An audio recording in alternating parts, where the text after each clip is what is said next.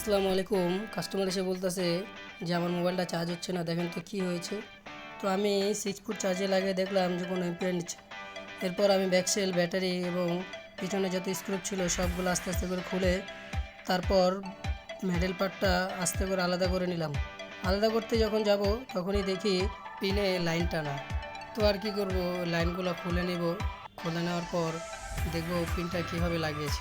তো দেখি যে পিনটা কোনো রকম প্লাস্টিকের উপর লাগিয়ে আছে আর পিনটা ভেঙে গেছে।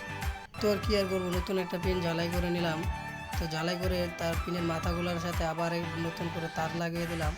এই তার দুইটাকে আবার পিনের উপর বসে একটু হিট দিয়ে প্লাস্টিকটার ভিতরে ঢুকিয়ে দিলাম যাতে পিনটা মজবুতভাবে থাকে।